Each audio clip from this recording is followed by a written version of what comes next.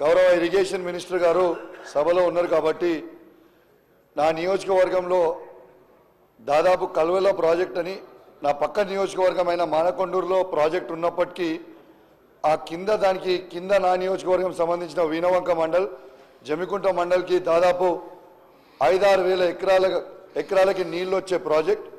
ఆ ప్రాజెక్ట్ని పోయిన జూలైలో 2023 జూలైలో తెగిపోయింది. ఆ తెగిపోయిన తర్వాత ఆ రోజు కలెక్టర్ గారిని రిక్వెస్ట్ చేసి ఎంబడబడి ఆ రోజు డిపిఆర్ వేసి 70 crores డిపిఆర్ కేసి ఆ డిపార్ట్మెంట్కి వచ్చింది. దయచేసి ఇరిగేషన్ మినిస్టర్ గారిని రిక్వెస్ట్ చేస్తూ ఉన్నాను, అన్ని నియోజకవర్గాలకి 100 కోట్ల రూపాయలు మీరు ఇస్తున్నట్టు చెప్తా ఉన్నారు. దయచేసి మా నియోజకవర్గానికి కూడా ఖచ్చితంగా ఆ 70 కోట్ల రూపాయలతోని శాంక్షన్ చేసి ఆ కల్వెల ప్రాజెక్ట్ ఇస్తే రైతులందరికీ కూడా లాభం అవుతుందని మీ ద్వారా గౌరవ మంత్రి గారిని కోరుకుంటూ సెలవు తీసుకుంటా ఉన్నాను. Thank you very much. గౌరవ పాయల్ శంకర్ గారు 1 minute కంప్లీట్.